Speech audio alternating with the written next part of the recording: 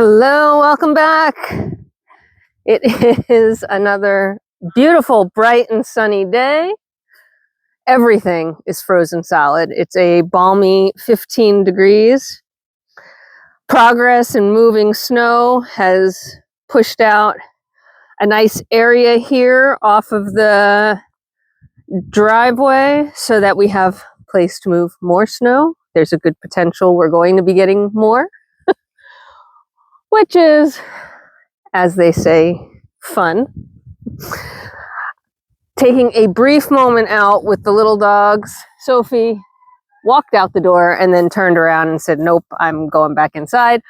So she is not with us today. She did get her wardrobe change as expected.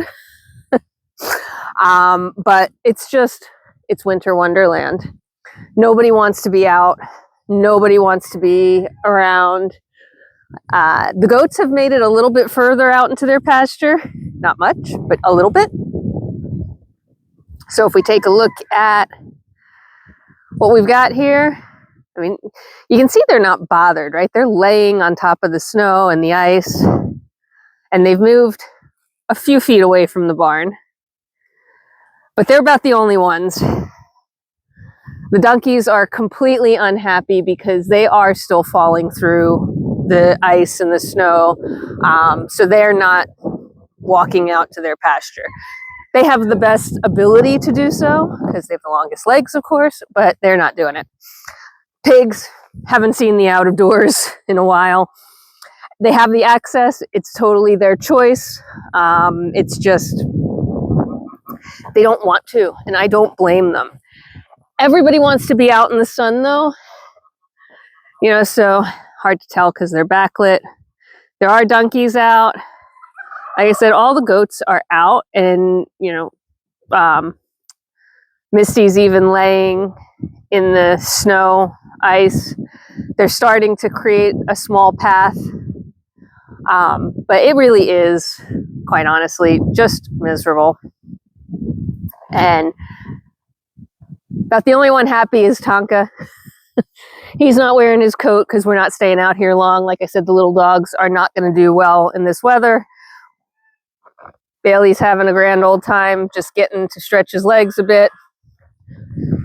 Hugo made it all the way to the barn. And of course, the first thing he wants to do is check on the availability of any cat food that may have dropped or any other things.